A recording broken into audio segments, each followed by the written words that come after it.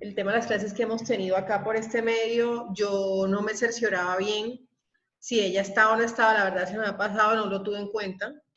Y después vi que ella hizo las actividades en Moodle. Entonces, por favor, eso está quedando grabado. Si alguno de ustedes o las personas o los compañeros que sean cercanos con ella, ya no puede seguir, ya no puede continuar asistiendo a las clases y mucho menos presentar las actividades, ¿vale? Dale, profe, yo le comento. Sí, por favor, porque ya incluso a estas alturas ya no resolver el problema de la matrícula, ya vamos a terminar, lo que nos quedan son 3 semanas. Entonces, si ya no resuelve el problema de matrícula, ya tendría que esperar el otro semestre, ¿vale? Bueno, muchachos, me excuso con ustedes, ¿qué fue lo que pasó? El tema es que la semana pasada teníamos una carga, teníamos que entregar un trabajo, un compromiso de investigación muy fuerte y encima teníamos preparatorios, se me dificultó, les soy totalmente honesta, el tema de poder dar la clase y como sabía que no estábamos pues así atrasados en el programa analítico, dije, bueno, se la grabo, pero les soy sincera que estuve súper, o sea, incluso hasta ayer todavía estábamos en ese tema, entonces me excuso con ustedes por eso, pero aquí estamos retomando y vamos a continuar con las clases, ¿vale? Las notas, bueno, ya las notas están listas, de todas maneras yo se las mando antes al correo para que ustedes las vean. Las notas ya ustedes las tienen, son las mismas notas que arrojó Moodle tal cual. Por ahí algunos me dijeron, mandaron correo, profe, me fue un poquito mal el taller, qué posibilidades hay. Yo estoy tratando de manejar ese tema, entonces ahí traté de ayudarlos a todos, a los que más pude, sobre todo a los que necesitan ayuda, porque hay otros que no necesitan. Entonces ya ustedes lo verán, yo ahorita cuando termine la clase les mando al correo las notas, pero en general las notas son tal cual lo que ustedes vieron en el Moodle, la nota que les arrojaba cuando hicieron las actividades, tanto el parcial como el taller. Recuerden algo, el parcial tiene un porcentaje, equivale a un 20% del 30% del segundo corte, y la nota de quizzes y talleres equivale a un 10%. Entonces, tengan en cuenta eso. Perdón, hola, tengan en cuenta eso a la hora de mirar su nota, porque yo creo que Moodle se lo promedia es como si fuera 50-50 y no es así. O sea, cada nota tiene un porcentaje y eso es establecido por la facultad. Entonces, hay a los que ¿Cómo? Ok, a los que me mandaron un correo, me dijeron que pues el taller, que el parcial, que no sé qué, pues yo traté de ayudarlos a todos. Les soy sincera, no tuve, o sea, en ese sentido, porque también tengo en cuenta digamos, lo tedioso de las circunstancias que estamos viviendo ahorita, pero en general las notas son tal cual. O sea, a mí alguien me preguntó, profe, las notas, ya ustedes las notas las saben, porque las notas se las arroja el mismo sistema. Entonces lo que voy a hacer es mandarles un consolidado para que vean, pero en general las notas ustedes las tienen, ¿vale? Profe, pero tú al fin validaste el taller que hicimos en biblioteca No, la semana. no, la verdad no. Tuve en cuenta la nota del taller y ya. Y a los que pude ayudar, pues que no les veo que vi que no les fue muy bien, traté de ayudarlos, se los estoy diciendo, traté de ayudarlos a todos, pero nada más tuve en cuenta eso. ¿Alguien más tiene alguna duda? Profe, ¿las notas ya las publicaste? No, como estoy diciendo, los que entraron tarde, les estoy diciendo. Yo traté de ayudar a todos los que pude. Ahora que terminemos la clase, se las mando antes al correo para que ustedes las vean, pero igual yo las publico enseguida porque tengo que publicarlas ahorita ya, tengo que subirlas a la CIS, pero yo se las mando de todas maneras para que ustedes vean el consolidado. Ah, ya, pues se vale. ¿Alguien más tiene una duda? ¿O está claro? Sí, tengo una duda con una pregunta del parcial. ¿Eso lo podemos resolver ahorita o al final? Sí, claro, dime. Es la que dice, Ángela y Carlos, ambos mayores de edad, celebran contrato de arrendamiento de un vehículo o marca Kia Sedán. Carlos, el arrendatario a quien Ángela se lo arrendó. Ángela pensó que ¿Carlos el arrendatario qué? A quien Ángela se la arrendó. Ángela pensó que el carro era para uso personal, para transportarse él y su familia. Causa ¿Qué ilícita. sucede en este caso? Causa ilícita. Contrato nulo absoluto por causa ilícita. Porque lo tomó para... Pero ahí no, fue de tráfico, ya no aviso en recuerdo el para qué fue, consentimiento. pero Es que allí no decía para qué lo usó, profe. claro que sí, sí lo decía. Ella pensó que era para arriendo personal y él lo utilizó para una actividad ilegal. Sí lo decía. Ahí dice que Ángela pensó que el carro Esa era era para la uso cascarita de personal. la pregunta. Y la Mm, mayoría la contestó bien, era causa ilícita. Bueno, pues gracias. Vale. ¿Alguien más? ¿Tienen alguna duda? Bueno, continuemos con la clase. Por favor, alguien que me recuerde cuál fue el último tema que vimos.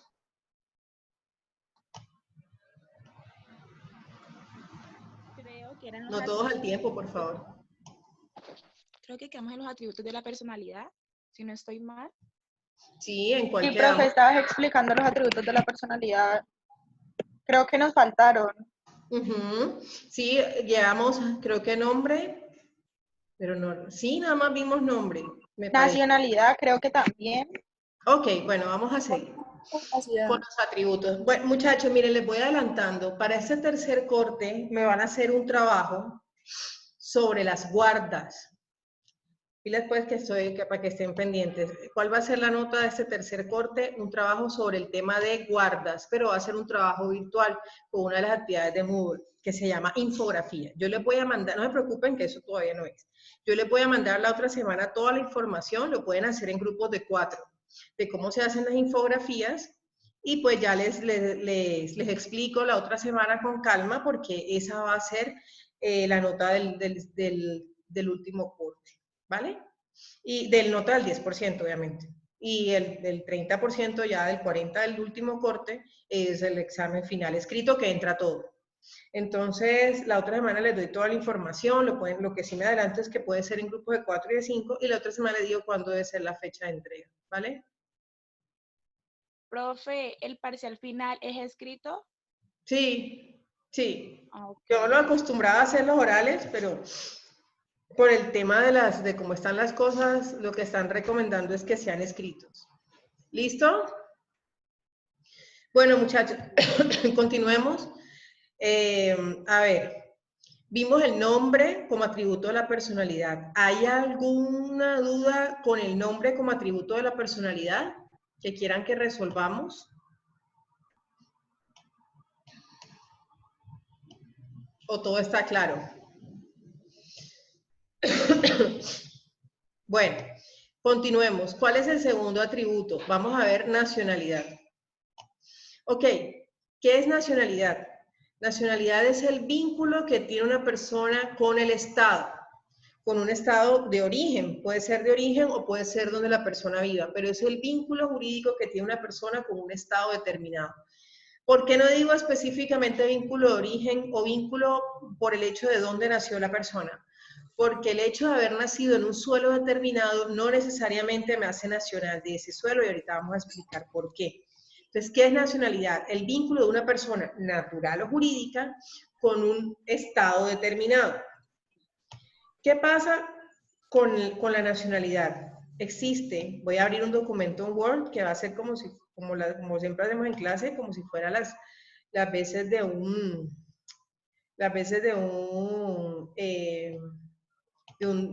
tablero. Denme un segundito pues para que vayan ahí anotando. Igual esta clase ustedes saben que queda grabada y yo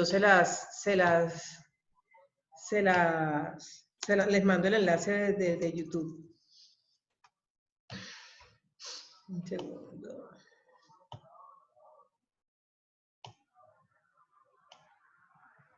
Ahí se ve la pantalla, se ve el documento en Word. Sí, profe. Sí, profe. Ok, muchachos. Resulta que nacionalidad, segundo atributo de la personalidad, ya sabemos que es vínculo que tiene una persona con un estado, el vínculo jurídico, que tiene una persona natural o jurídica con un estado. Pero hay dos tipos, digamos, más que dos tipos. La nacionalidad se puede adquirir de dos formas.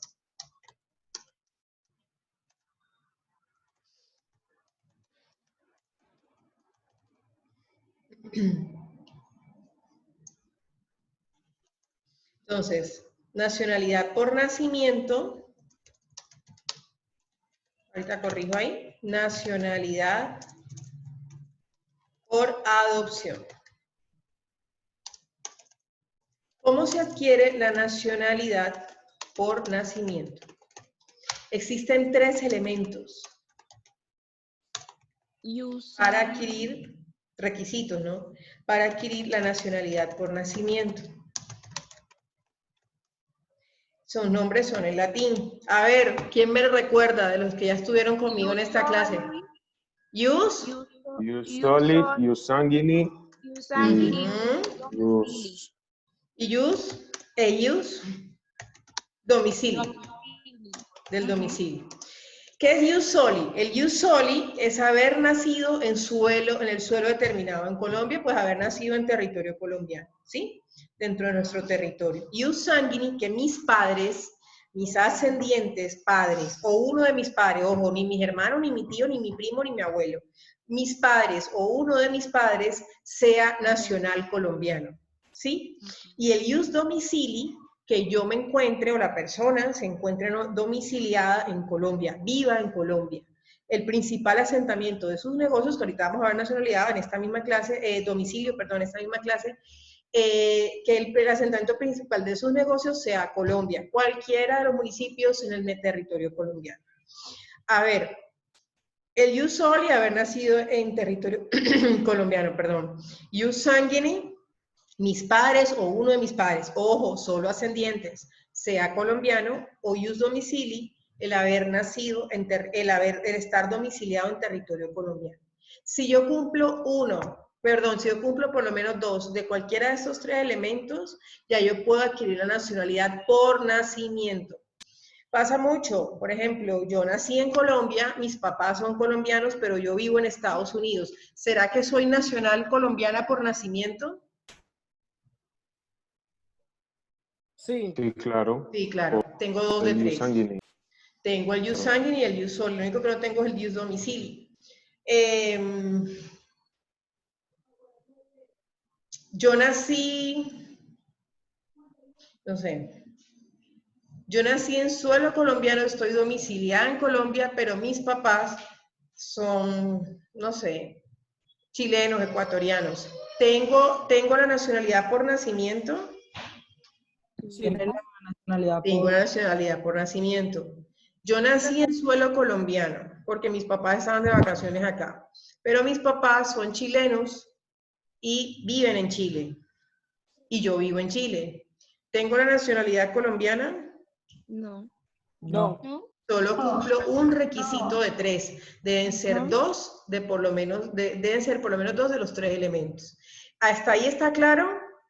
Sí, profe. Ok, para la próxima clase, ojo que no hemos terminado, pero estoy diciendo. Para la próxima clase, ustedes van a investigar, les recomiendo la Constitución, cómo se puede adquirir la nacionalidad por adopción en Colombia. Les recomiendo la Constitución e ir a la página del Ministerio de Relaciones Exteriores. La nacionalidad colombiana por adopción, porque es muy diferente. El que opta a nacionalidad colombiana por adopción es porque no puede optar a la nacionalidad colombiana por nacimiento. Aparte de esto, es muy importante además establecer que en Colombia solo se permite la doble nacionalidad. O sea, las personas, puede ser, digamos, colombo-venezolana o colombiana-americana. Y eso pasa mucho, no sé si han visto los casos, muchas mujeres embarazadas hoy en día se van para Estados Unidos, normalmente Miami, y se van a una de estas clínicas muy famosas, creo que es la Cedars-Sinai, no me acuerdo cuál es, y tienen a los bebés allá. Cuando el bebé nace y pasan un mes en Estados Unidos y se regresan. Claro, porque si nace en suelo estadounidense, ya automáticamente tengo entendido que automáticamente según pues lo que es el tema de migración estadounidense, adquieren la nacionalidad estadounidense. Y eso lo están haciendo muchas colombianas ahora. ¿Ya? ¿Eso obsta o perjudica o obstaculiza la nacionalidad colombiana? No, para nada. Pudo haber nacido en suelo colombiano, pero digamos está domiciliado, y la mayoría de los casos así está domiciliado en Colombia, y sus padres, o uno de sus padres es nacional colombiano. Entonces, perfectamente puede optar por es nacional colombiano también. El tema es cuando tuviera una tercera nacionalidad. Para poder seguir siendo nacional colombiano, tendría que renunciar a una. ¿ya? Porque en Colombia solo se puede la doble, o sea, no pueden ser 3, 4, 5 nacionalidades distintas. ¿Es claro eso? Sí, profe. Sí, profe. Ok. A ver, muchachos. Profe, una Dime. preguntita rápida. ¿Qué era el Usoli? Qué pena que me olvidó. Haber nacido en suelo colombiano, dentro del territorio, en cualquiera de los municipios del territorio colombiano. Ius soli. Sanguini, ascendientes, padre o uno de los padres, nacional colombiano. Y domicili puede estar domiciliado en Colombia. Profe, Dime. una pregunta. ¿Tú nos recomendaste la Constitución y la página de quién, perdón? La página del Ministerio de Relaciones Exteriores, la página web. Gracias, profe. Sí, para que puedan buscar pues cómo se está adquiriendo la nacionalidad colombiana por adopción. A ver, les soy sincera con este tema y todos los semestres lo digo. ¿Cuál es el tema aquí? ¿Cuál es como la controversia? El tema de la nacionalidad se ha politizado mucho, ¿sí? Y si bien hay un procedimiento para adquirirla cuando es por adopción en la Constitución, y pues ya está establecido además lo de los 3 elementos de la nacionalidad por nacimiento, el tema es que o sea, el procedimiento varía, o los requisitos varían también con el gobernante de turno. Por ejemplo, el hijo de Shakira, no sé si recuerdan esas imágenes, el mayorcito, el niñito, cuando Shakira lo trajo a Colombia cuando tenía como 1 o 2 años, estaba chiquito. Y el niño de Shakira le dieron la nacionalidad por nacimiento, si mal no estoy. Si nos vamos a las normas que establece lo que estamos viendo, los 3 elementos de la nacionalidad por nacimiento, el niño no cumpliría los requisitos, porque el niño solo tiene a su mamá colombiana, pero el niño ni vive en Colombia, ni nació en Colombia. Sin embargo, pues, obviamente, por ser Shakira y por ser, me imagino, obviamente una ciudadana ilustre y todo el tema, al niño, es que el niño no se lo dieron por adopción. Esto dice, si se lo hubieran dado por adopción, es que ni siquiera se lo habrán dado por adopción, porque ustedes van a ver que hay unos requisitos para optar por la nacionalidad por adopción, y uno de esos requisitos es haber vivido un periodo determinado e ininterrumpido en Colombia. El niño no lo cumple. Ese niñito yo creo que si acaso ha estado 1 semana en Colombia. Y el chiquitico creo que nunca, bueno, no sé, creo que nunca ha venido a Colombia siquiera. Bueno, no sé. Pero esos niños nunca han vivido en Colombia.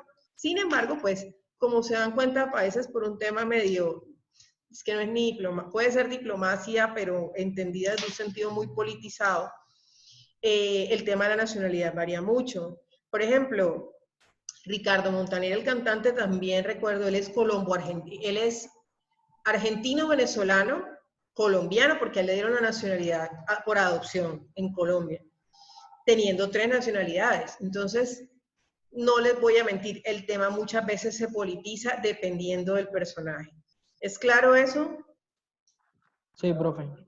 Ok, yo creo que es más un reconocimiento y más un sentido patrio de lo que es el sentimiento de la patria, que en sí jurídicamente. ¿Sí me voy a entender?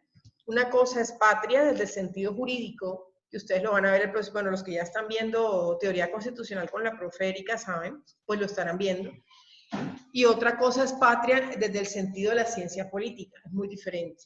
Entonces aquí se le aplica mucho el tema político a la nacionalidad, sobre todo por adopción. Ok, ¿hasta aquí hay alguna duda sobre el tema de nacionalidad?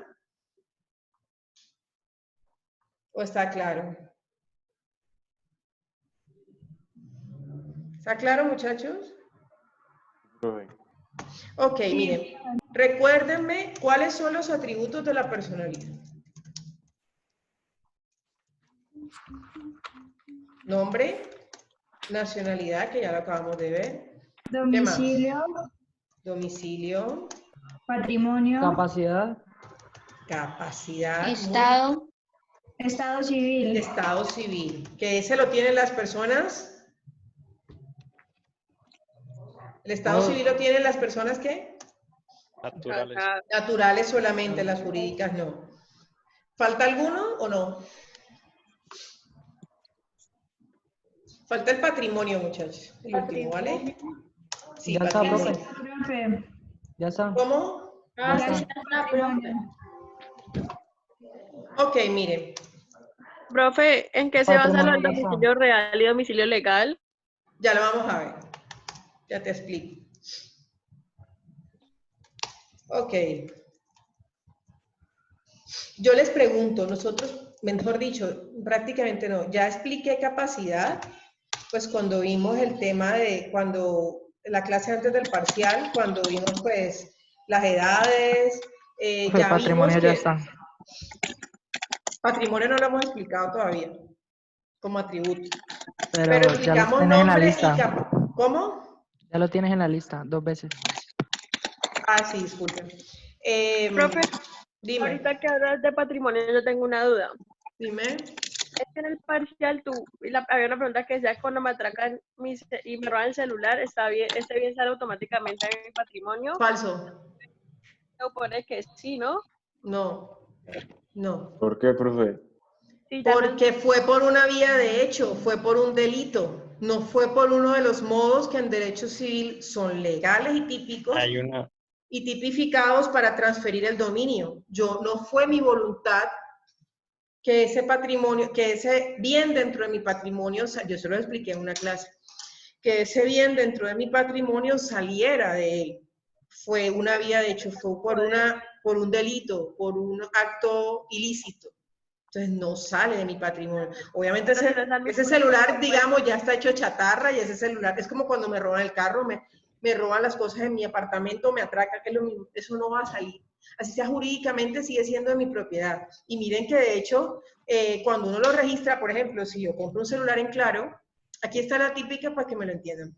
Yo compro un celular en Claro y me lo roban, ¿quién es el nuevo dueño? ¿El que lo compró robado? Sigo siendo yo. Y ante la ley sigo siendo yo. Lo que pasa es que fui víctima de hurto y debo presentar la denuncia penal. Ojo, porque a veces dicen demanda penal. No, muchachos, no. La ley del corazón no. Denuncia penal, no demanda.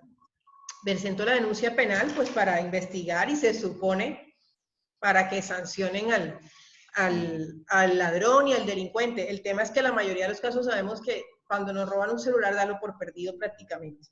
Eso enseguida se va a un mercado negro y penetrar ahí y es muy difícil. Entonces, ¿las personas que compran en mercado negro son las nuevas dueñas? No, no. Y no las van a reconocer así, ¿vale? Entonces, una cosa es que no, ¿por qué no sale de mi patrimonio? Vuelvo y les digo, porque los modos de transferir dominio que ustedes van a ver en bienes, que es derecho patrimonial, derecho civil 2 acá, y que van a ver además en negocio jurídico y que van a ver en obligaciones, no está el hurto. El hurto es un delito tipificado en el Código Penal. ¿Es claro eso? Sí, profe, ya. Otra cosa es que yo lo venda. Ay, sí. ¿Ya? Otra cosa es que yo venda mi carro. Claro, yo estoy en mi derecho. Propio de mi derecho de propiedad y de celebrar lo que yo no contratos. entiendo es cómo uno justifica algo que ya lo tiene en las manos, en su poder. ¿Cómo?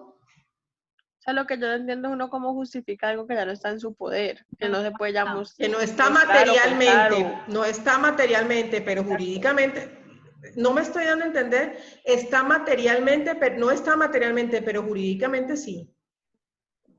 Yo compré este apartamento y digamos, me robaron los enseres. Cuando yo hice la compra de mis muebles, cuando yo hice la compra de mis cuadros, ¿a nombre de quién están? A nombre mío. O están del ratero. Una cosa es la retención material de un bien y otra es la retención jurídica. Eso es muy diferente. Materialmente ya no lo tengo en mi poder, pero así sea de manera simbólica, jurídicamente sigue siendo mío. O sea, nadie, ¿y a qué me refiero? Y ni tan simbólico porque eso tiene sus consecuencias en la vida real. Esa persona que se robó el celular, ¿a quién le va a hacer un reclamo por el daño de ese celular? Si lo robó, si no es de su propiedad. O todo lo que tenga que ver con ese celular o con ese objeto que me robaron, ¿a quién van a denunciar o a quién van a demandar? Si, por ejemplo, a mí me roban mi carro y mi carro lo usan para un secuestro, que eso pasa mucho, que cogen carros robados para hacer actos ilícitos. ¿A quién van primero? ¿Qué es lo que yo tengo que hacer? Lo primero que yo tengo que hacer es denunciar ese hurto. Porque si llegan a darse cuenta de que usaron, de que en un delito que se cometió, un homicidio o un secuestro o cualquier tipo de delito o cualquier tipo de ilícito que se cometió y buscan la placa del carro, ¿a nombre de quién va a aparecer? De usted los cargó para usted. Ajá, entonces jurídicamente, ¿de quién en patrimonio de cabeza de quién está ese bien? ¿Del ladrón o de mío? Tuyo. Ah, ya entendí. ¿Es claro eso? Pero no es ni tan simbólico, porque si yo no denuncio que me robaron el bien, el problema es para mí. Profe, me puedo ver envuelta o me puedo ver involucrada en la denuncia penal y en la investigación que inicie la fiscalía. Dime. ¿Te pasa otra pregunta por un paréntesis? Y ya. ¿Cómo? Es que te puedo hacer otra pregunta. Sí, claro, dime. Entre un paréntesis porque es otro tema. Dime. La presunción de conmovencia es una presunción de derecho. No, es una presunción legal. Admite prueba en contrario. Claro. Si yo logro ¿Cómo mostrarlo? Investigación o por las pruebas de medicina legal del médico forense, quien murió primero, ya la presunción de conmovencia se desvirtúa totalmente. Es una presunción legal. En civil la mayoría de las presunciones son legales. Ya no hay casi presunciones de derecho. La única que había era esa que yo les leí alguna vez en el corte pasado, la que estudiamos de la presunción de concepción, que anteriormente era de derecho y ahora es legal. Pero la presunción... O sea, siempre que me hablen de una presunción de derecho, la conmovencia no tiene validez. Pero si me hablan de una presunción legal, sí. Perdón, al contrario. ¿Cómo así? No te entendí lo último que me dijiste. O sea, siempre que me digan que la presunción de conmovencia es una presunción de derecho, siempre va a ser falso. Solamente cuando sea algo legal. ¿Qué es la presunción de derecho? Espérate. La presunción es como cuando como una consideración, como una aceptación, ¿no? A las que llegamos de una serie de hechos y llegamos a unas conclusiones, ¿sí? Esas conclusiones pueden ser definitivas y no dan lugar a pruebas en contrario, como puede que sí lo sean, y en civil en la mayoría de los casos no son definitivas. Como una hipótesis. Y dan lugar a probar lo contrario. La presunción legal es la que admite pruebas en contrario. O sea, yo puedo llegar a unas conclusiones, pero si hay una prueba que me demuestre lo contrario, se desvirtúa mi presunción legal. La de derecho no. La de derecho yo llego a esas conclusiones y no hay prueba que demuestre lo contrario. Por eso les digo, en civil casi no existe la presunción de derecho. En penal la mayoría de los veces, en muchos casos sí, pero en civil no. En civil casi todas las presunciones son legales, admiten prueba en contrario. Entonces la presunción de conmovencia admite prueba en contrario, porque si, no sé, de pronto el informe del médico forense de medicina legal se estableció quién falleció primero de las 3 personas que fallecieron, y por dar un ejemplo, en ese siniestro, pues ya la presunción de conmovencia no tiene lugar. Si se logra demostrar quién falleció primero, no. Lo que pasa es que en la mayoría de los casos no se logra, pero si se llegara a lograr, la presunción de conmovencia ya no tiene sentido. Entonces la presunción de conmovencia es legal porque sí admite prueba en contrario. ¿Quién más Gracias, tiene? profe. Dime. Gracias. Listo. ¿Quién más? Les pregunto, ¿hay alguna duda sobre la capacidad como atributo de la personalidad?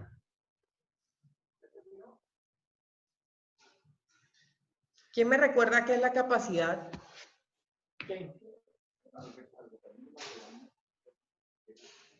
Es la aptitud para entre goce y poder. Una sola, porfa. María Fernanda. Dime. Pues este es entre el goce y el poder, ¿cierto? Entonces el goce es la aptitud para ejercer derecho y contraer obligaciones. Surge en el nacimiento y subsiste hasta la muerte. Y el poder es la actitud para ejercer los derechos ajenos. No, poder. ¿Yo cuándo dije poder? Yo dije capacidad de goce y capacidad de ejercicio. Ah, eso. Capacidad de goce es la de, precisamente de disfrutar de mis derechos y hacerlos valer, ¿ya? Esa es la que le interesa sobre todo al derecho de las personas, derecho civil persona, el que tengo desde el momento en que soy persona, para digamos, disfrutar de mis derechos, pero cuando soy menor de edad, cuando soy incapaz, hasta antes de los 18 años, esos derechos no los puedo hacer valer yo directamente, sino mis padres o representante legal. ¿sí? Cuando llego a la mayoría de edad, a la capacidad plena a los 18 años, esos derechos los puedo hacer valer directamente yo, sin necesidad de representante. ¿Qué pasaba anteriormente? Recordemos, lo que pasaba anteriormente era que las personas, hasta hace menos de un año, las personas que tuvieran problemas mentales, es decir, las personas con esquizofrenia, las personas síndrome de Down, con algún tipo de discapacidad mental, o incluso las personas no discapacidad mental, sino discapacidad visual, o las personas sordomudas que no pudieran darse a entender, estas personas eran declaradas interdictas. O sea, el proceso de interdicción, que eso cuando empecemos a ver la ley 1996 lo vamos a estudiar, que yo creo que ya por ahí una o dos clases lo vamos a ver. Entonces, estas personas anteriormente tenían que nombrarles un curador, un representante que hiciera valer sus derechos porque por su discapacidad no podían hacerlo directamente.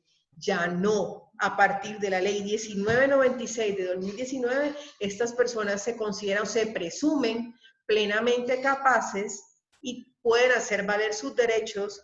Solo van a tener un apoyo, pero ya no habrá una persona que firme por ellos ni que los represente. Ya ellos solitos se tienen que hacer valer. Y es lo que hablábamos, qué consecuencias puede traer esto, porque hay personas que por sus problemas mentales de pronto no alcanzan a dilucidar el alcance, o no pueden dilucidar el alcance o las consecuencias de un acto o negocio jurídico que firme o que se comprometa. ¿Qué pasa? Hoy en día las únicas personas consideradas incapaces son por su edad, es decir, recordemos las edades. ¿Quién me recuerda las edades de los incapaces? ¿Quiénes son incapaces absolutos? ¿Quiénes son incapaces relativos? Los incapaces absolutos son de 0 a 7 años. Ajá. Niños y niñas, y de 7 a 14 años son impúberes. ¿Y los impúberes también son incapaces absolutos o no? Los impúberes. Sí. También. ¿Y qué pasa con las personas de 14 a 17 años? Incapaces relativos. Relativos. O sea que sí pueden o no pueden celebrar ciertos negocios. Sí pueden. Con autorización del Pero padre. tienen nulidad relativa se tenían 4 años. Exacto, ahí voy. ¿Cuál es la diferencia entre nulidad absoluta y nulidad relativa? Que la nulidad absoluta no se puede sanear y la nulidad relativa sí. Sí se puede sanear. Muy bien, muchachos. Yo creo que en ese tema creo que no hay muchas dudas. Igual vamos a seguir profundizando con la ley 1996. Ok, pasemos a domicilio. ¿Qué es el domicilio? Cuando ustedes oyen, y me imagino que eso lo han tenido que escuchar porque en los bancos y en muchas entidades preguntan mucho, domicilio. ¿Qué entendemos por domicilio? Y no hablo de Rappi. Domicilio, jurídicamente hablando. La parte donde... El hogar, la casa. ¿El hogar? ¿Donde uno La vive? residencia. Ese es el arraigo de pertenecer Donde permanece habitualmente. La residencia, el ánimo de permanecer en las personas jurídicas. Ajá, sí. Ok, son dos elementos, residencia y el ánimo, es decir, la intención que tengo además de domiciliarme allí. Vamos a buscar, déjenme un segundito, busco el código, ya les digo qué artículo vamos a leer.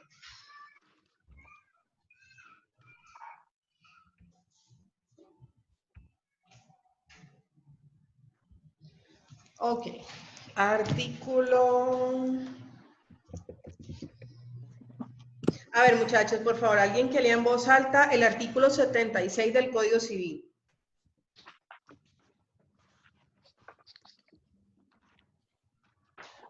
Profe, dice que de la época del nacimiento.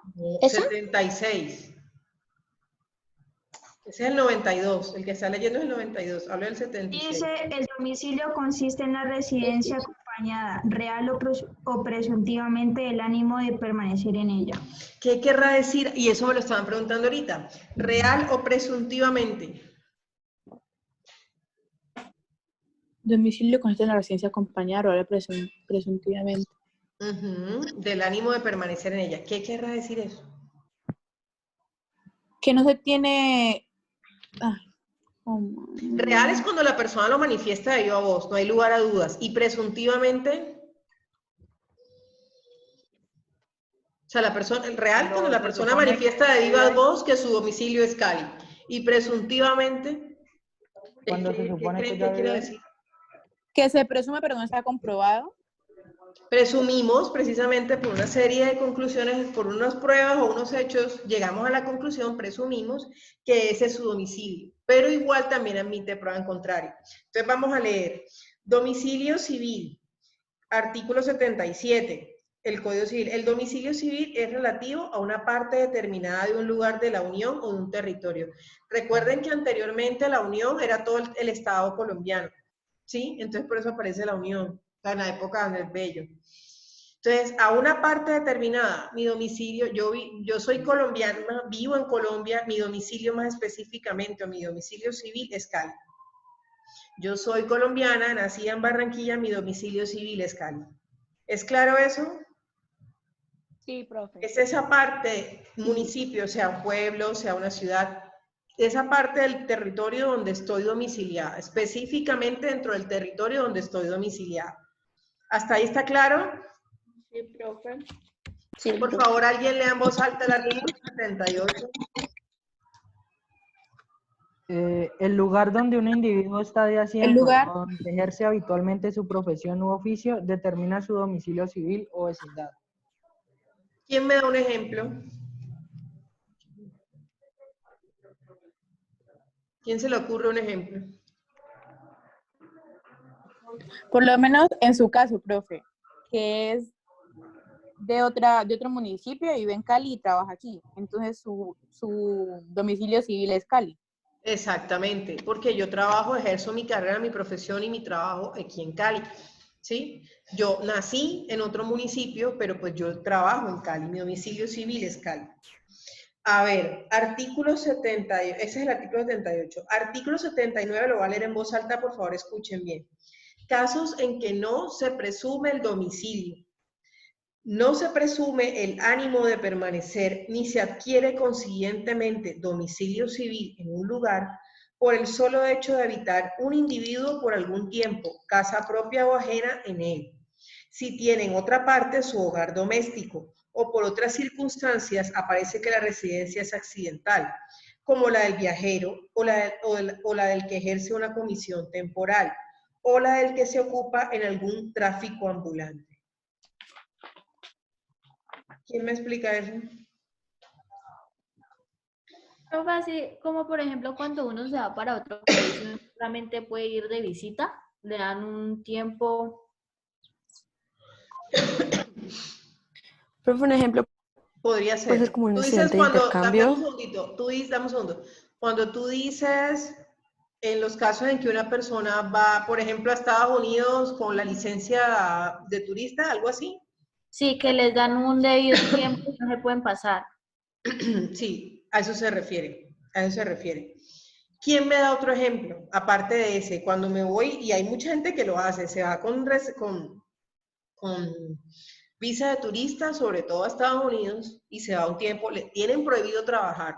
Y he sabido de casos de gente que se lucra, no sé cómo hacen, pero allá se rebuscan y sacan platica. Y eso está prohibido. Tú no puedes ir, ni que dures un mes, ni que no puedes lucrarte, no puedes trabajar, no puedes recibir ingresos. ¿Quién se le ocurre otro ejemplo dentro del territorio colombiano? Un estudiante de intercambio, profe. ¿Intercambio a otra ciudad del país? Sí. Ustedes, de hecho, Por lo pueden ejemplo, hacer. ajá. Por ejemplo, ustedes están aquí en Cali. Y yo me acuerdo donde yo estudiaba, yo lo hice. ¿Sí? Yo estudié la carrera, el pregrado, yo lo hice en mi ciudad, en Barranquilla. Pero me fui un año a estudiar a la Javeriana en Bogotá. Bueno, en esa época también tenía un novio en Bogotá y creo que ese fue el principal propósito. Pero entonces en ese momento me fui. Me fui un año, temporada larga. Fui solo por eso. Cambié de domicilio. No. No, fue temporal. No era una comisión, llamémoslo como lo dice el artículo en las palabras textuales, una comisión temporal. Pero mi domicilio seguía siendo Barranquilla. Ahora, por ejemplo, si yo tomaba una tarjeta de crédito que ustedes se las ofrecen mucho cuando están estudiando, o algún tipo de crédito de lo que sea, y lo tomaba en Bogotá en ese momento, y para mí era más fácil de pronto, digamos que la correspondencia me llegara a Bogotá, bueno, yo digo, para efectos de este negocio jurídico en particular, yo autorizo que me lleguen los correos o todo lo que tenga que ver con mi negocio se maneje en Bogotá directamente. Ahora, yo me gradué, me fui a hacer mi especialización a Bogotá, conseguí un trabajo allá y posteriormente hice mi maestría en Bogotá. ¿Cambié de domicilio o no? Sí, profe, Sí. no, porque ya consiguió trabajo. El trabajo, si se dan cuenta, el elemento trabajo es fundamental a la hora de determinar un domicilio. Sí, yo me fui a estudiar, Claro. pero ya me daba cuenta que me iba a quedar un tiempo, lo más seguro que conseguir un trabajo allá, me quedé trabajando en Bogotá. Y posteriormente tuve la oportunidad de hacer un enlace entre mi especialización y la maestría e hice la maestría. Entonces, ahí la cosa también es distinta, ahí también cambia, porque ya tengo más estabilidad, que es el elemento trabajo además. Este es el caso de una amiga. Ella estudió conmigo en el colegio, somos amigas desde pequeñitas, ella se fue a estudiar a Bogotá cuando nos graduamos del colegio y ella estudió antropología en los Andes. Ella vive al día de hoy en Bogotá, es antropóloga y le toca viajar en el año con mínimo 3 veces. Ahora pues con la pandemia obviamente está encerrada, pero le toca viajar en el año que al Perú, que al Amazonas, y dura 3 meses, puede durar 6 meses. El último viaje lo hizo a Villa de Leyva y duró como 4 meses en razón a su trabajo, al tema de investigación, de antropología y todo esto. ¿Cuál es el domicilio de mi amiga? Bogotá. Bogotá. Bogotá. El hecho de ella ir por comisión temporal en razón a su trabajo no quiere decir que ella ha cambiado el domicilio.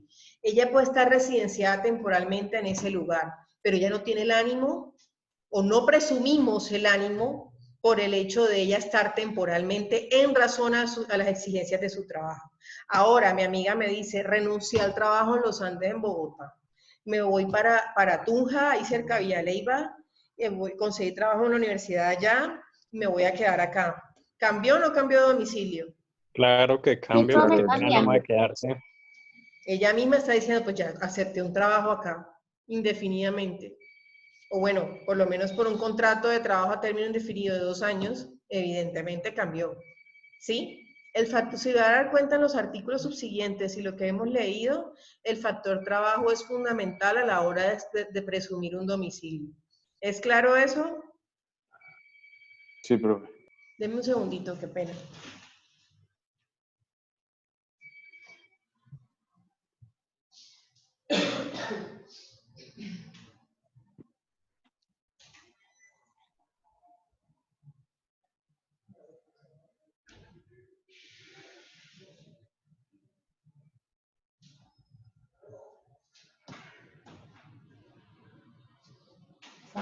Listo, qué pena, estaba sonando el teléfono. A ver, muchachos, ¿hasta ahí está claro el domicilio? Sí, profe. Un poquito más compleja ahora la pregunta. Estas personas que en razón a su trabajo viajan mucho y digamos, manejan negocios, son comerciantes, entonces digamos, tienen una de sus almacenes, tienen una sede en Bogotá y otra en Cali. Entonces está una semana en Bogotá y una semana en Cali. ¿Cuál es el domicilio de esa persona? Su familia, digamos, está en Bogotá. La sede de Bogotá sería la sede principal, ¿no, profe? Pues porque él tiene la familia allá. Bogotá, ¿no? Bogotá. Pero para efectos de los negocios que maneja en Cali, bien puede él, y ahí sí sería un domicilio real, bien puede esta persona establecer que para efectos de sus negocios en Cali, su domicilio sea Cali. Digamos que tiene un apartamento en Bogotá y tiene un apartamento en Cali, o que tiene un apartamento arrendado en Cali y tiene un apartamento en Bogotá. Entonces, para efectos de sus negocios en Cali, su domicilio será Cali, y para efectos de sus negocios y su familia y todo lo demás en Bogotá será Bogotá. ¿A qué me lleva esta conclusión? ¿A qué me lleva esta presunción? ¿Se puede tener un doble domicilio? Sí. Para efectos de una o de otra circunstancia se podría, ¿sí? Pero seguramente en general, en el caso o en el ejemplo que les planteo, esta persona tenga un domicilio principal que sea Bogotá. ¿Es claro eso? Sí, profe. Ok. Artículo 80, vamos al revés. Casos en que sí se presume el domicilio. Al contrario, se presume desde luego el ánimo de permanecer y avecindarse en un lugar por el hecho de abrir en él tienda, botica, fábrica, taller, posada. Las boticas son como las farmacias, anteriormente las llamaban botica. Posada de escuela u otro establecimiento durable para administrarlo en persona, por el hecho de aceptar en dicho lugar un empleo fijo como es mi caso, de los que regularmente se confieren por largo tiempo y por otras circunstancias análogas. Yo les pregunto, ¿aquí hay alguien que no sea de Cali? ¿Que su familia esté en otro municipio? Sí, profe, yo. Sí, profe. Andrés. A ver, ¿de dónde eres? De Viges. Jumbo. Viges. Bueno, Jumbo está aquí mismito. ¿Y tu familia está allá? Sí, profe, en Viges. Ok.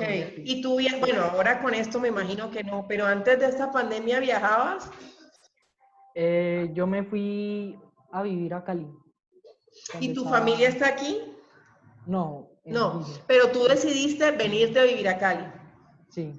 Ok, en el caso del compañero, ese ánimo de él de permanecer aquí más su residencia, ok, ¿ese ánimo de él es real o presunto? Real. Real, porque él mismo nos lo está diciendo a todos acá. Entonces, no, yo decidí que yo voy a vivir en Cali y mi domicilio, profe, será Cali. Y para todos los efectos, yo me domicilio en Cali. ¿Hay alguien más que de pronto no sea de Cali, que viva acá en Cali? Yo, profe. Y que todavía no tenga muy claro si va a cambiar el domicilio o no. Yo, profe. Ok, ¿de dónde eres, Mariano? Profe, yo soy de Tuluá. ¿Y tu familia está allá? Sí, mi familia vive en Tuluá, pero pues yo vivo en Cali. Pero antes de la pandemia, ¿ibas a Tuluá? ¿Viajabas con frecuencia? Cada 15 días, los fines de semana. A ver, ¿alguna vez has tomado algún crédito? ¿Alguna vez te han pedido dirección? Así sea para lo que sea, así sea para tomarle los puntos a uno ahora en la 14. Cuando te han pedido tu dirección o tu domicilio, ¿cuál estableces? ¿Cuál escoges? La de Cali. Entonces, en el caso de Mariana, su domicilio es Cali. ¿Ya? Ella misma ha escogido que así sea. Ya no lo estamos... ¿Por qué lo presumo? Porque ella no me lo ha dicho de frente, tiene como dudas, pero ¿por qué lo presumo? Porque me dice que va cada 15 días, porque me dice que para efectos de sus negocios da la dirección en Cali. Podemos presumir, porque ella no trabaja, digamos que su ocupación principal, bueno, no sé si ¿trabajas? No, profe. Ok, su ocupación principal es estudiante. Entonces, su asentamiento principal, en este caso el factor trabajo no cuenta para ella porque ella en este momento no está laborando. Seguramente más adelante puede conseguir trabajo, consigue trabajo en Cali, pero de pronto consigue en Tuluá o consigue en Bogotá y se ve obligada a cambiar de domicilio. Pero en este momento su domicilio es Cali. ¿Es claro eso? Sí, profe. Sí. Ok. A ver, muchachos. ¿Hay alguna duda sobre el domicilio?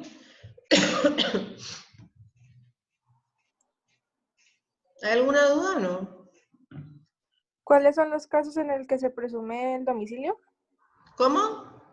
Profe, ¿cuáles son los casos en los cuales se presume el domicilio? Cuando la persona ha abierto un negocio de cualquier tipo, cualquier establecimiento en ese municipio, o además ha aceptado un trabajo. En términos generales es así. O como no habla de estudios, en el caso de ustedes, por ejemplo, los estudiantes que no son o no viven en Cali, o no vivían en Cali antes de venir a estudiar acá, en esos casos se presume, por ejemplo, si la única ocupación es la de estudiante y ha decidido, como el caso de Mariana, de que su domicilio sea Cali, además su domicilio en este caso será el que escoja, ¿ya? Pero se presume, sobre todo, principalmente, y lo que dice el código es, cuando el asentamiento principal de los negocios, de lo que sea que se dedique la persona, sea ese municipio determinado, ese se presume su domicilio. ¿Cuáles son los elementos que da, en este caso, el Código Civil? Cuando la persona ha abierto algún tipo de negocio o establecimiento, cuando la persona acepta un trabajo en ese lugar determinado, cuando no se presume, cuando la persona se traslada temporalmente, cuando es una persona viajera, de estos hay muchos, de esos mochileros, que viajan prácticamente por el mundo durante temporadas y digamos su familia y incluso su nacionalidad es de otro país, esa persona seguirá siendo y para efectos de su domicilio será esa ciudad donde él llega y aterriza después de viajar y tomarse un tiempo, ¿ya? Pero por el hecho de permanecer unos días, incluso meses o incluso un año, por algo temporal, no quiere decir que cambió totalmente su domicilio. ¿Es claro? Sí, En teoría, esos son los elementos. Esos son o los presupuestos que debemos tener en cuenta, ¿vale? ¿Es claro, muchachos? Ok. A ver, voy a dejar patrimonio de último. Vamos a explicar el estado civil. ¿Qué entendemos por estado civil? Si es soltero o casado, me imagino. Sí, no, no es eso. No, solo es eso. Son varias cosas al tiempo. En la situación particular de las personas respecto de su familia y respecto de la sociedad. Es la situación jurídica de una persona, exacto. Ahí se involucra el registro de fusión, registro de matrimonio. De función, no de fusión, de función. De Registro función. civil de nacimiento, de matrimonio, en el caso de que la persona pues se case, y el de defunción. Situación jurídica de una persona frente al Estado, no solo la familia y la sociedad, frente al Estado, la familia y la sociedad. A ver, el estado civil es el que determina no solo si estoy casado o soltera, eso lo dice la gente del común. Ya ustedes no son del común, ya ustedes son estudiantes de Derecho, ya entraron en este mundo selecto. Entonces, ¿qué pasa con el estado civil? El estado civil es básicamente el que determina de dónde vengo como persona, ¿ya? ¿Quiénes son mis padres? ¿Dónde nací? ¿Cuándo nací? ¿Sí? Y eso obviamente no lo tienen las personas jurídicas, ¿sí? Solo las personas naturales. El estado civil tiene 3 documentos, llamémoslo así, registros fundamentales. Registro civil de nacimiento.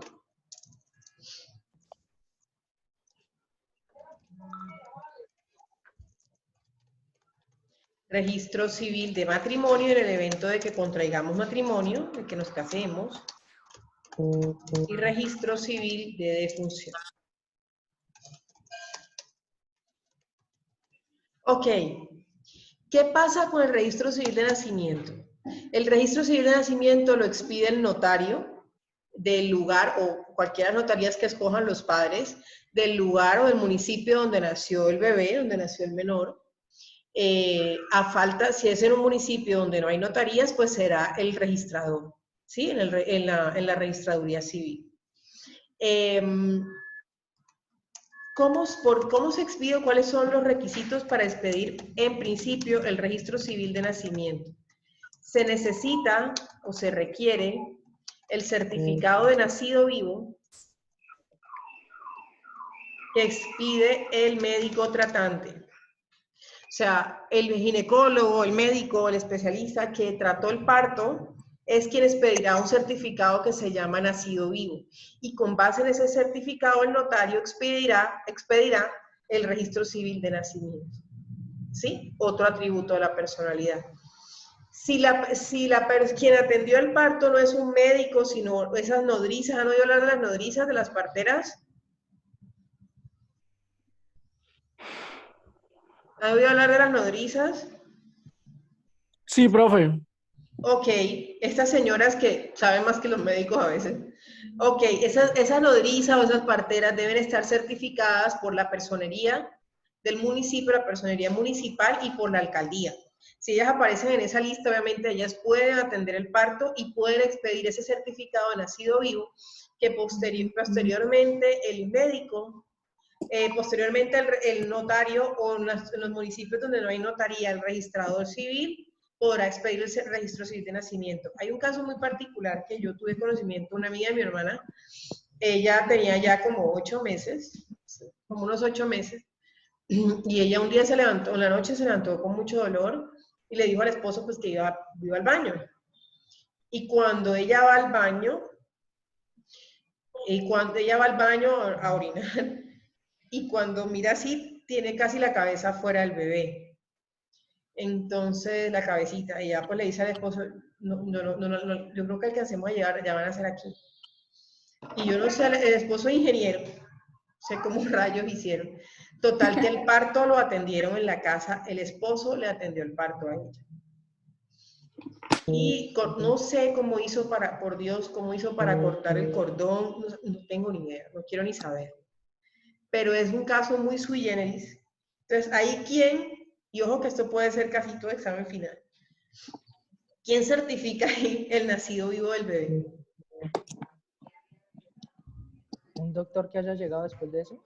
Claro, evidentemente ellos llaman a una ambulancia, tienen que llamar incluso urgencias, llegan los de una ambulancia, no sé si era AMI, dónde están afiliados ellos, no sé. Llega la ambulancia, llega la urgencia, el médico tratante, porque de hecho es un paramédico de urgencias, pues obviamente es el que corta el cordón. Ellos obviamente empiezan a limpiar al bebé para que no se ahogara, obvio, y él corta el cordón. Obviamente tienen los demás cuidados médicos de ella, además de enseguida llevársela para la clínica. La tuvieron internada por los días que no tiene que estar, 1 o 2 días más, porque el parto natural no es grave, o sea, no necesitas tanto reposo como el de cesárea. Y este paramédico fue quien expidió el certificado de nacido vivo y posteriormente el notario expidió el registro civil de nacimiento. ¿A qué voy con este ejemplo? Que no puede ser cualquier persona, que incluso si es una nodriza, el que certifica el nacimiento vivo del bebé, tiene que ser alguien reconocido. O sea, tiene que ser un profesional o una persona reconocida para manejar este tipo de intervenciones. ¿Es claro eso? Sí, Ok. Toda la importancia del registro civil de nacimiento, toda la importancia del mundo. ¿En qué sentido? Es casi que el certificado de tradición de una persona natural. ¿Saben qué es un certificado de tradición? ¿Lo han oído nombrar? Sí, profe. El certificado de tradición en los inmuebles es el que lleva el historial de ese inmueble. O sea, quiénes lo construyeron, quién lo ha comprado, quién lo ha vendido, si ha estado embargado, si no ha estado embargado, etcétera, etcétera, etcétera. En el registro civil de nacimiento de una persona natural, lo que revisa es todo lo que pasa, acontecimientos obviamente jurídicamente relevantes, no hablemos de cosas mínimas, jurídicamente relevantes, se lleva un control aquí. Por ejemplo, si yo fui adoptada, si yo estuve en un programa de adopción cuando estaba pequeñita y mis papás me adoptaron y yo tenía los apellidos de mis padres biológicos antes de adoptarme, ese registro civil primero con el que me registraron, valga la redundancia, se tiene que anular y se tiene que expedir uno nuevo con los apellidos de mis padres adoptantes, donde no va a aparecer ningún tipo de información sobre mi adopción. Esto en virtud de una reserva que se debe respetar y que es un delito violar. Ahí no va a aparecer si yo fui adoptada, obviamente. Pero sí va a aparecer, por ejemplo, si mi papá no me quiso reconocer y mi mamá lo tuvo que demandar por proceso de investigación de paternidad, y yo tengo ahora el apellido de mi papá porque mi mamá lo demandó, ahí va a aparecer una inscripción de eso. Reconocido por su padre mediante sentencia tal, del juez de familia, tal. Profesora, ¿es como la historia de Es uno? como el historial de tu vida jurídicamente hablando.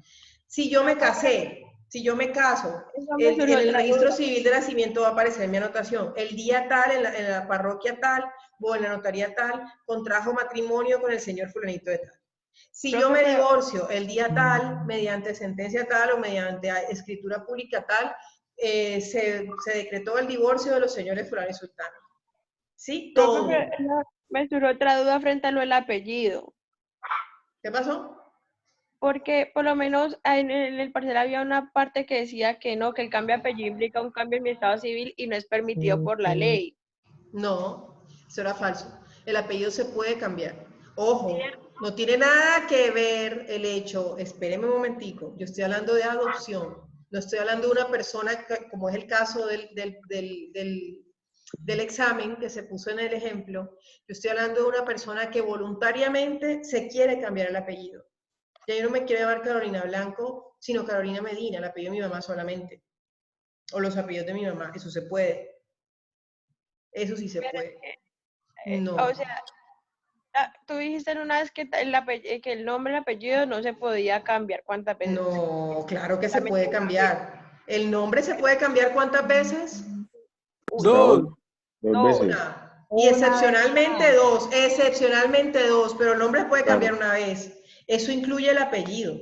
Yo puedo cambiarme el apellido. Pero tampoco me puedo cambiar el apellido por fijar mi identidad porque para eso necesito una adopción. Claro que sí, y te voy a poner un ejemplo. Una gran amiga mía se lo cambió porque el papá solo la reconoció y no tuvo más nada que ver con ella. Y ella no quería llevar el apellido de él. Se dejó el apellido de su mamá. ¿Cómo? Pero claro tiene que ser sí. de la mamá. Eso no quiere decir que ella deja de ser hija de su papá. Si ella tiene Profe. dudas, y sigo en el ejemplo, si ella tiene dudas de que él es su papá, lo que ella tendría que hacer es presentar una demanda de filiación, y eso es muy diferente a un simple cambio de apellido. El cambio de apellido, cuando yo tengo dudas de quiénes son mis padres, es una consecuencia de ya no ser hija de fulano sultano. Pero el simple cambio porque quise, por fijar mi identidad, no quiere decir que dejo de ser hija de mis papás o de mi papá. Si ya yo no me quiero llamar Carolina Blanco, como digo, sino Carolina Medina, bien pueda, y más ahora a mi edad, 32 años, lo puedo hacer. Mi amiga ya no quería, porque su papá no tuvo nada que ver con ella, llevar el apellido de su papá, además que tenía un apellido muy cómico, y simplemente un día me dijo, acompáñame a la notaría, me lo voy a cambiar, y se dejó el apellido de la mujer. ¿Dejó de ser hija de su papá? No. Ella me dijo, cosa diferente es que ella me diga, yo tengo dudas de que ese señor sea mi papá. Yo creo que mi papá es el otro fulano este. Ajá, eso es diferente. Entonces, lo que tenemos que hacer es presentar una demanda ante el juez de familia, que ustedes van a ver en familia, que se llama filiación. Y entonces, mediante una prueba de ADN, establecer quiénes son los padres, quién es el verdadero padre. Entonces, cuando se establece quién es el verdadero padre, entonces lo que tenemos que hacer es simplemente pedir, o lo que va a hacer el juez es, si se prueba que el papá no era ese señor sino el otro, se anula el registro civil anterior. Miren la diferencia entre anular un registro civil y hacer un simple cambio de un apellido en el mismo registro inicial. No tiene nada que ver. O sea, el hecho de no quitarme el apellido por gusto es muy diferente a decir, es que ya no quiero ese apellido porque ese señor no es mi papá. ¿Me estoy dando a entender la diferencia? Sí, profe, pero entonces, ¿cómo cambia también en la cédula y en los otros documentos, digamos, pasaporte? Eso es lo tedioso, por eso es que uno dice, piénsalo 2 veces antes de cambiarte el apellido, el nombre o el apellido, sobre todo por el hecho de que entre más edad tengas, más documentos vas a tener. Entonces, por ejemplo, no es lo mismo cambiárselo a una niña, o incluso hasta los 15 y 16 años, cuando te vas a graduar del colegio, que cambiártelo a los 20 y pico, 30. ¿Ya? Porque tienes que hacer todos los cambios. Si, por ejemplo, lo hiciste a mi edad, a los 32 años, tienes que cambiar tus diplomas, tanto el de pregrado como los posgrados, como el del colegio. Tienes que, obviamente, pues también el registro civil de nacimiento, pero aparte tienes que cambiar tu cédula. O sea, es bien tedioso, pero de poderse hacer se puede. O sea, por una vez, y esta es la primera vez, se puede. Lo harto es que tienes que llevar esa escritura pública a todas partes para que te hagan los cambios y tienes que expedir nuevos documentos y muchas veces esos duplicados los cobran. Las universidades cuando te van a expedir, en mi universidad es así, en la San Buenaventura también, si quieres que te expidan un nuevo diploma con el nuevo apellido, tienes que pagar. La misma registraduría, para expedirte la nueva cédula con el nuevo apellido que tienes que pagar. Y creo que al año pasado estaba como en 55,000 pesos, no sé cuánto esté ahora. Entonces, eso es lo que sí es tedioso, pero pues la persona asume. Eso ya es la persona. Pero tiene que cambiarlo porque si no, esa cédula ya no le va a servir. Ya de la cédula partan para abajo. Todo lo que tenemos que cambiar. Los que somos abogados en ejercicio, si alguien se quisiera cambiar el nombre o el apellido ahora, tiene que cambiar la tarjeta profesional. Y la tarjeta profesional es como si cambiaras una cédula. Te demora 3 meses o más en llegar. O sea, es incómodo, es engorroso, pero se puede hacer. Vuelvo y digo, un mero cambio de apellido, porque yo no quiero llevar el apellido de mi papá, no quiere decir que desconozco a mi papá y por ende estoy desconociendo mi estado civil. Yo sigo siendo hija de mi papá. El hecho de que me quiera cambiar el apellido porque no me gusta el apellido, porque simplemente no me siento bien con ese apellido, no quiere decir que yo dejo de ser hija de mi papá. Sigo siendo hija de él. Muy diferente es decir, yo tengo dudas de que él sea mi papá. Ya, es que ante eso ni siquiera tenemos que ir a la notaría donde está registrado el nacimiento. Primero, lo primero que nos va a decir la notaría es, tiene que irse a un juez de familia a demandar a su papá por filiación a ver si la prueba de ADN da positivo o negativo. Y cuando ya salga la sentencia, esa sentencia la que usted nos va a traer aquí, para que ordenándonos el juez que hagamos el cambio y anulemos el registro anterior. Miren las consecuencias tan diferentes. Se anula el registro anterior donde aparecían los apellidos del que yo creía mi papá y me expiden uno nuevo cuando ya tengo el apellido de mi verdadero padre. Muy distinto. Yo hablo de un mero cambio.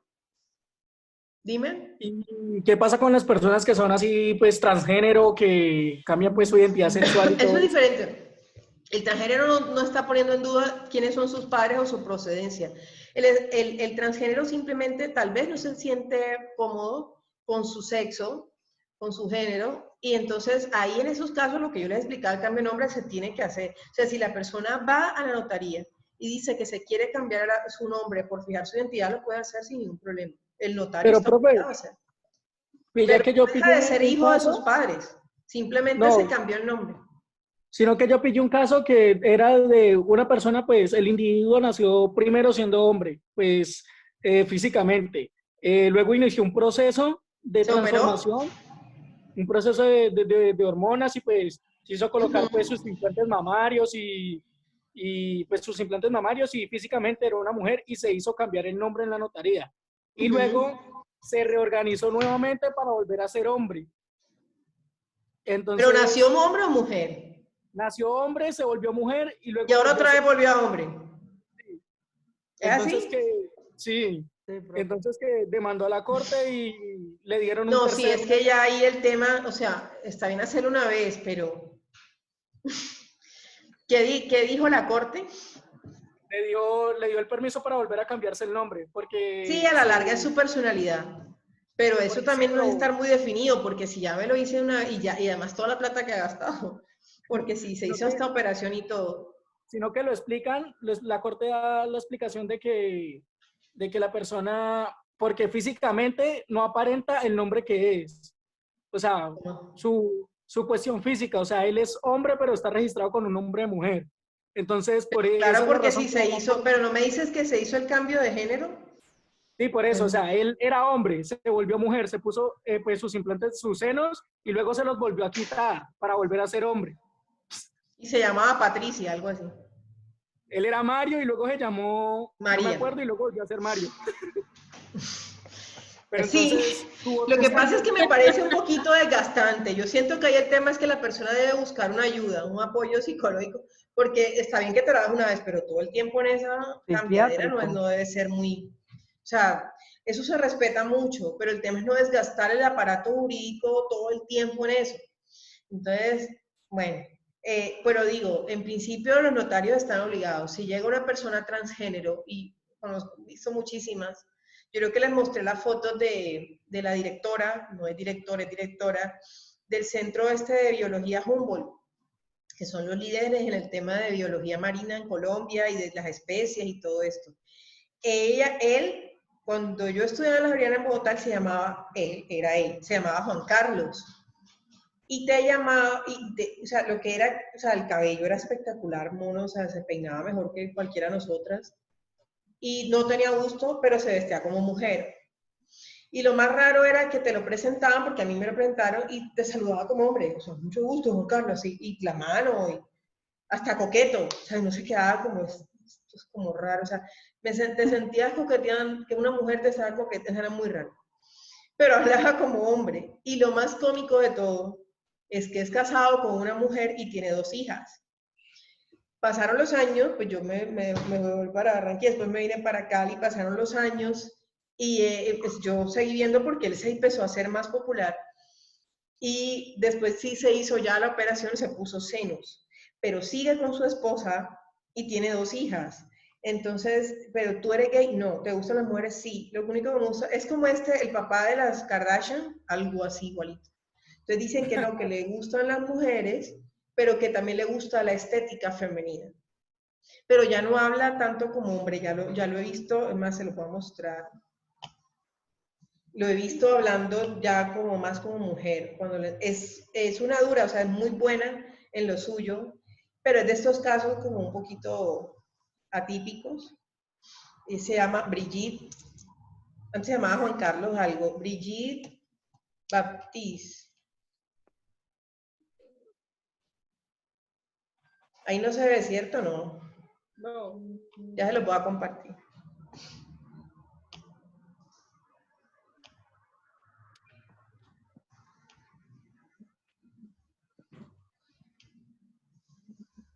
¿Se ve? Sí, profe, ahí está. Sí, profe. Es él, ella, no sé, es ella.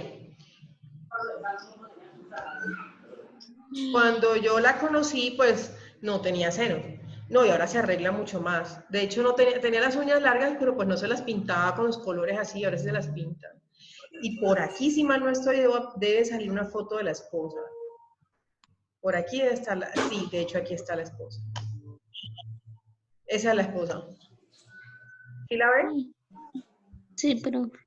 Entonces es un caso como raro, pero o sea, de eso siempre me enseñaron mucho y por algo no estudié esta carrera, yo respeto mucho la diferencia. Mira, ahí está con las dos hijas. Ahí está la esposa y las dos hijas. Y el Javeriana lo quiere mucho, es una dura, es muy buena en lo que hace, pero lo que dice es que le gusta la estética femenina y que por eso se viste como mujer, pero como hombre le atraen sexualmente las mujeres.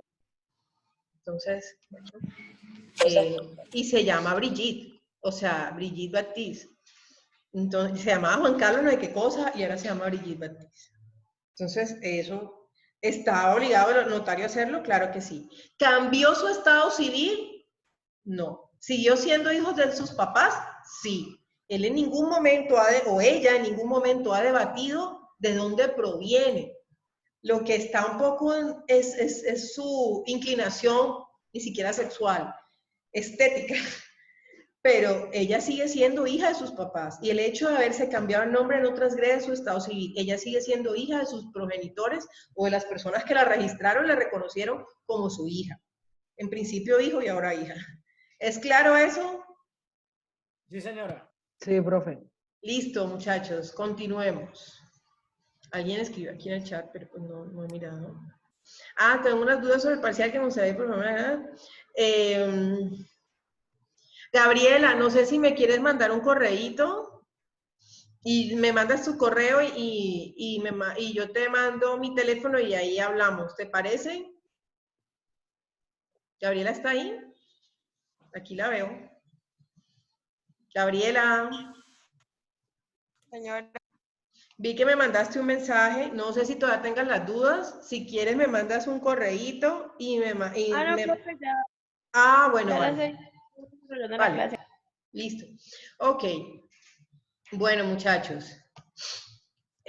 Continuemos pues con el tema de Estado Civil. Entonces, el Estado Civil, como les digo, el primer documento importante es el Registro Civil de Nacimiento. ¿Qué se necesita? El certificado de nacido vivo para que se expida el Registro Civil de Nacimiento, en el cual constarán o habrá trazabilidad de todos los eventos jurídicamente relevantes en la vida de una persona. Como les digo, el hecho de casarse. Así se expida un registro civil de matrimonio. En el registro civil de nacimiento mío va a quedar constancia de que contraje matrimonio. Igual en el registro civil de nacimiento de mi esposo, de mi cónyuge. ¿Es claro eso? Sí, profe. Por ejemplo, y eso lo van a ver en familia, si uno de mis padres cuando yo era menor de edad fue privado o suspendido de la patria potestad, también va a quedar trazabilidad, también va a quedar constancia en mi registro civil. El segundo registro importante, pues el registro civil del de matrimonio. Esto en el evento de que contraigan matrimonio o se contraiga matrimonio. ¿Me puedo casar por la iglesia católica y despedir un registro civil? Sí. ¿Me puedo casar por la iglesia anglicana? Sí. ¿Me puedo casar por la iglesia Testigos de Jehová, por la iglesia evangélica, todo? Recuerden que Colombia es un estado laico. Todas las religiones son reconocidas salvo la satánica, pero el resto todas. Sí, siempre que no vayan en contra de la moral y las buenas costumbres, ¿cierto? Entonces, ¿qué pasa? El registro civil de matrimonio, siempre que yo lleve el acta o la partida del matrimonio ante la iglesia que yo decidí casarme, la notaría va a registrar mi matrimonio. ¿Listo? Al momento del divorcio, uno de los documentos esenciales para poder divorciarme lleva el registro civil de matrimonio. ¿Qué pasa mucho? Cuando las parejas se van a divorciar y uno abogado les va a tramitar el divorcio, miren, se casaron en el 70, en el 80, hace no sé cuántos años y nunca registraron el matrimonio. La norma dice, el matrimonio debe registrarse por lo menos dentro de los 30 días hábiles siguientes. La mayoría de las veces no lo hace. Lo pueden registrar en el momento pues, que ya se vaya a divorciar e igual lo importante es tener el registro de matrimonio a la hora de divorciarse. Recordemos algo, en la religión católica específicamente, que es, digamos, de pronto la que más número de personas atrae en Colombia, obviamente respetando todas las demás. es que el matrimonio es indisoluble. El matrimonio ante Dios, ante la Iglesia Católica, es indisoluble. Pero civilmente hablando, para el derecho civil, sí se puede disolver. Por eso es que decimos, las personas que se casan por la Iglesia Católica no pueden volver a casarse por la Iglesia Católica en principio, salvo que anulen el matrimonio. Una cosa es anular el matrimonio, otra es divorciarse. Divorciarse simplemente estuve casada, ya no, terminamos, se disolvió el vínculo conyugal. Pero anular es cuando se violan uno de estos requisitos y otros más que vimos de validez, ahí sí. Las sanciones, anular ese matrimonio, volver las cosas al estado en que estaban antes de casarme, es decir, como si nunca me hubiera casado, ahí sí me puedo casar otra vez por la Iglesia Católica. Pero en principio, cuando hablamos de divorcio, es para el derecho civil. Por eso, si una vez nos casamos, una vez se casaron por la Iglesia Católica y se divorciaron ante la ley civil, sí te puedes volver a casar ante la ley civil, pero solo por notaría o ante un juez. No por la Iglesia Católica si solo estoy divorciado. ¿Es claro eso? Eso lo van a ver con más profundidad cuando lleguen a familia. Dime. Profe, ¿así que uno solo se puede casar una vez por la Iglesia Católica? Sí. Por eso hay que pensarlo bien con quién nos casamos. Salvo, como te digo, cuando lleguen a ver, cuando vean familia por allá en cuarto, quinto semestre, que vean el matrimonio, vean la figura del matrimonio, sí hay unas causales para anular un matrimonio. Por eso les digo, jurídicamente no es lo mismo divorciarme que anular. De hecho, la nulidad de los matrimonios católicos la lleva el tribunal eclesiástico, no un juez. Y ese es el derecho canónico de la Iglesia Católica, no de nosotros. No todos los que somos especialistas en familia somos especialistas en derecho canónico. Yo no manejo el derecho canónico. Tengo conocimiento, pero yo no tengo un título que me diga que soy especialista en derecho canónico. En Colombia, la única universidad que tiene la especialización en derecho canónico es la Universidad Javeriana de Bogotá. Creo que la de aquí no la tiene. Entonces, el derecho canónico es el ordenamiento jurídico de la Iglesia Católica. ¿Sí? Entonces, cuando yo me caso por la Iglesia Católica, para yo poder anular ese matrimonio, es el tribunal eclesiástico quien lo decide, si se anula o no.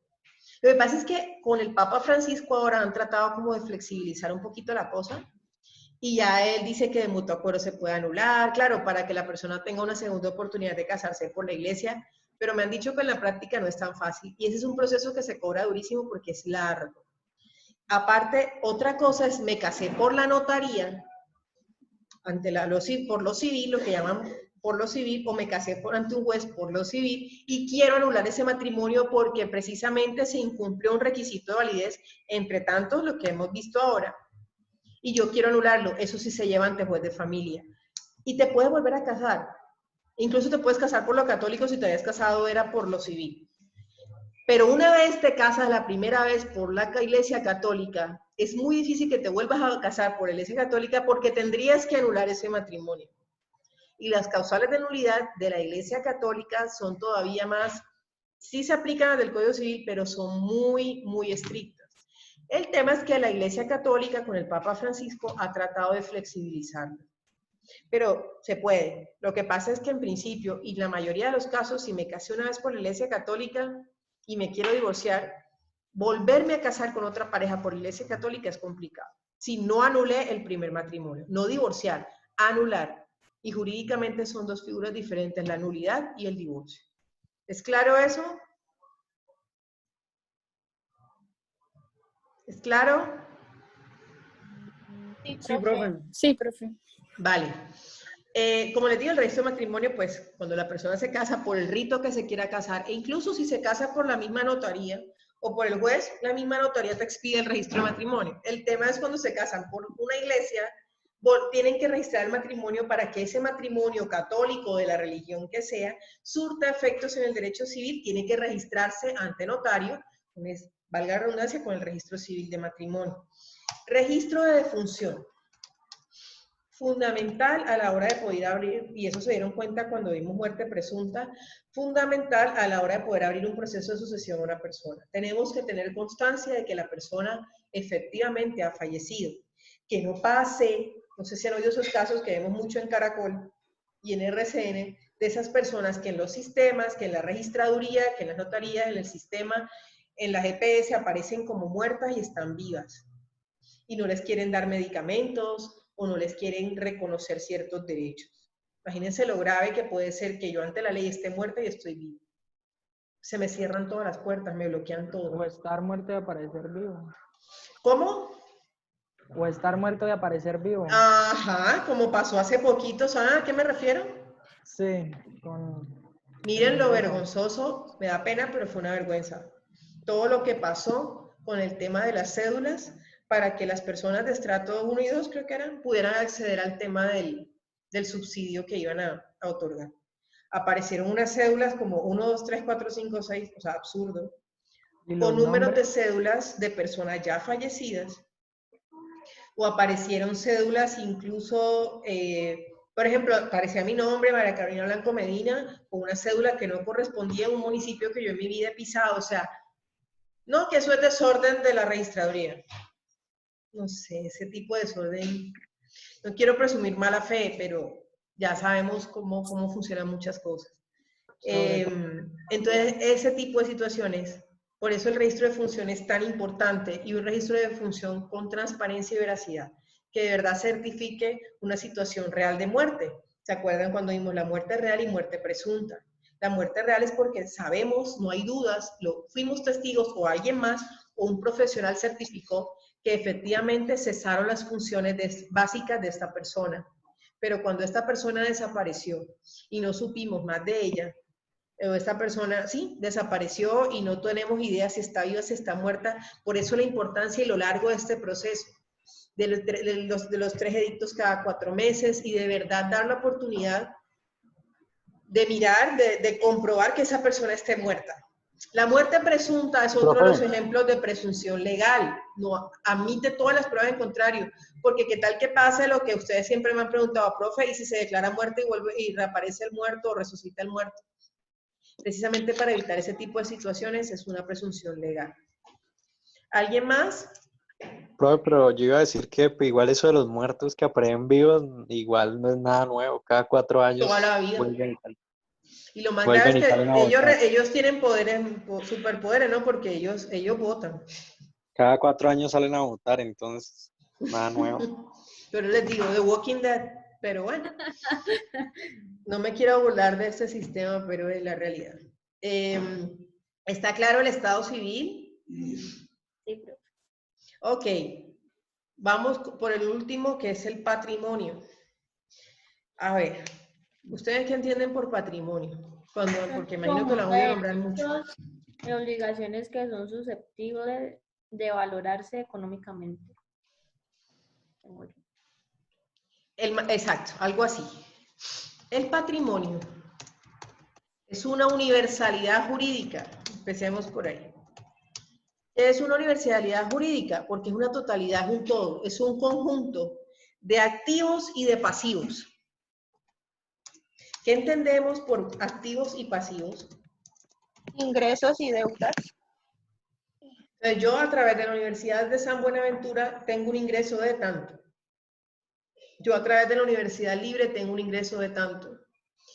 Yo con mi trabajo de abogada litigante, que no es constante, pero digamos, tanto tiempo puedo recibir tanto. Esos son mis activos. El pago del jardín de mi niño, el pago de sus terapias, de sus clases aparte, los servicios, la administración del conjunto, mis tarjetas de crédito, la cooperativa, esos son mis pasivos. De lo que entra en mis activos, yo debo cancelar estas deudas, estos compromisos u obligaciones que me hice con terceros, que son mis acreedores. Esos son los pasivos. Ojo, ¿es embargable el patrimonio de una persona? ¿Sabemos qué es embargar?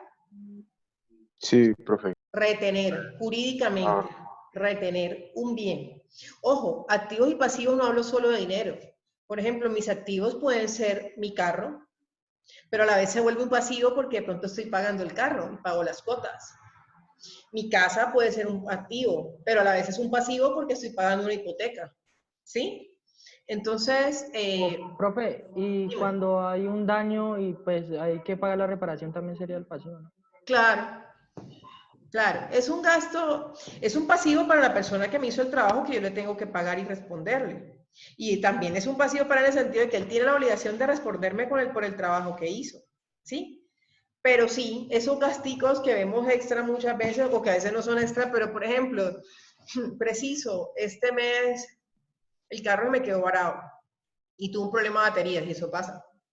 Y llegó la grúa, esa situación es así, que vemos en esos casos. En esas situaciones sí hablamos de que es un pasivo, un dinero que salió con el que yo no contaba y que pues tengo que cancelar, ¿sí?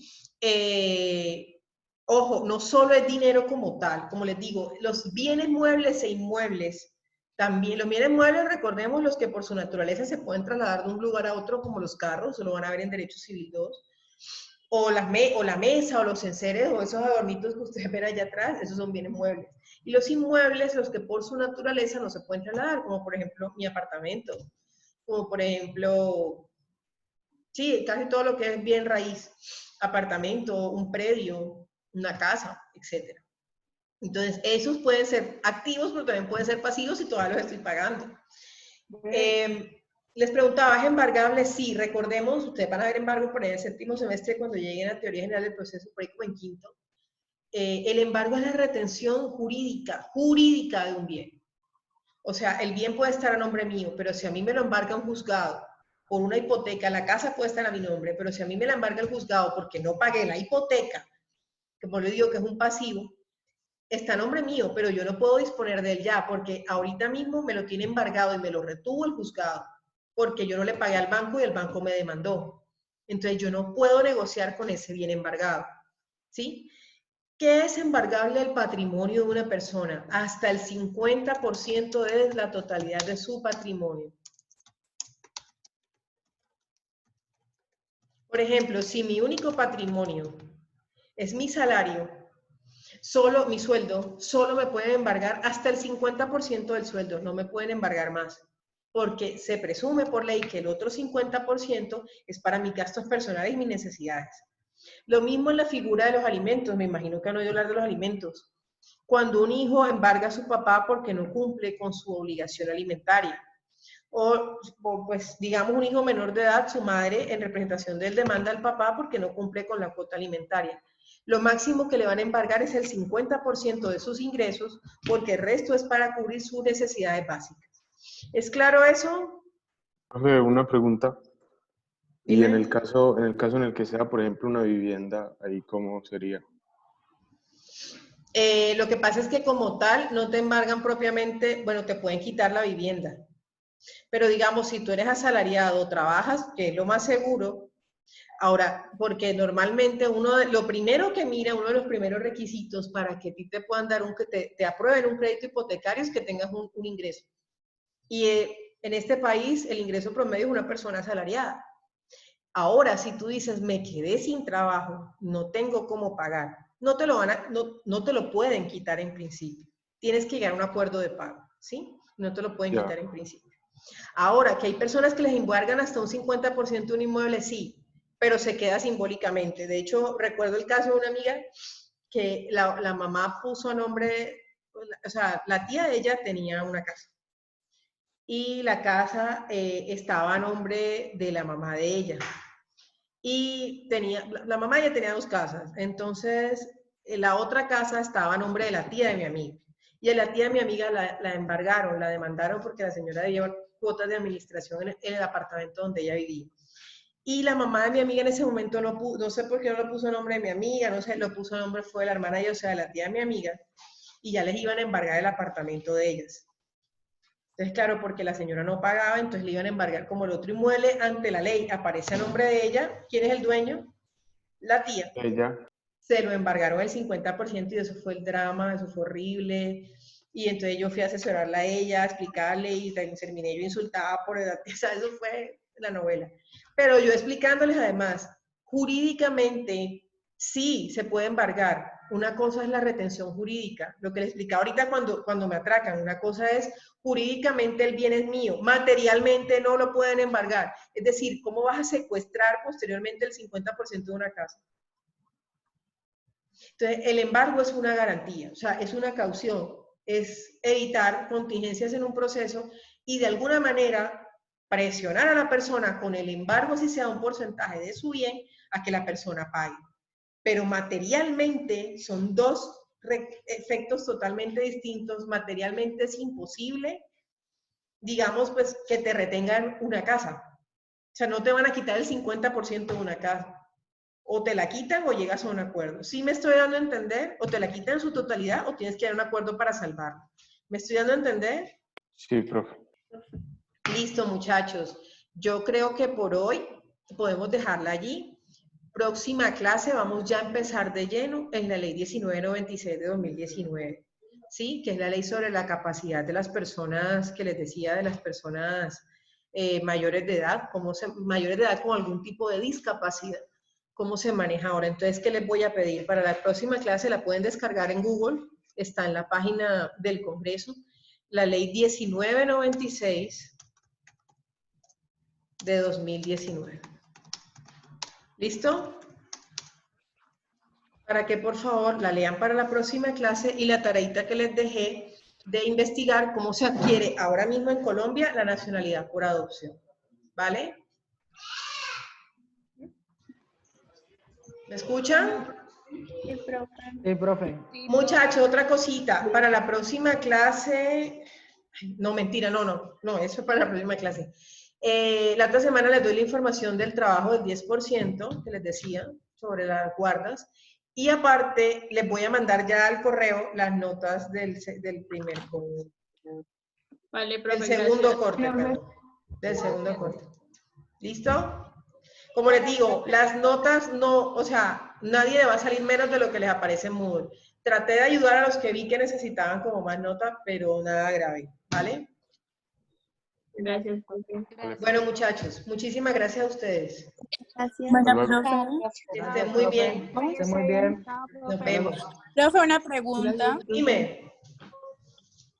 Lo de la nota del 10%, ¿uno se puede hacer individual también? Me gustaría que trabajaran en grupo. Me gustaría que todos trabajaran en grupos de 4. ¿Tú trabajaste la vez pasada con Gianfranco? ¿Con Gianfranco? ¿Sí? ¿No trabajaste bien con él? Sí. Ah, bueno. Gianfranco, ¿ya te fuiste? Sí, ya se fue. Qué horror. No, me gustaría que trabajaran en grupo. Empiecen a ensayar porque ahí es. Eso mínimo fue almorzar y regresó. Gianfranco, haz el trabajo con Susan. Y 2 más.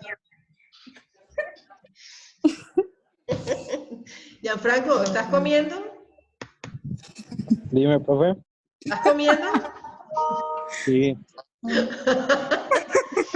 Para que hagas el trabajo con Susan. El trabajo ahora del tercer corte de la guarda. Ah, sí, yo no tengo problema. Yo me hago con mi compañera Tatiana y con Susan, no tengo problema. Ah, bueno, de una. Hágale. ¿Viste, Listo, Susan? profe. Ya tienes grupo. Ah, bueno. Bueno, chicos, muchísimas gracias. Cuídense mucho, no salgan. Bueno, profe, Bueno, profe, chao. igual. Vale, Hasta luego, que estén muy profe. bien. Hasta luego. Chao, nos vemos.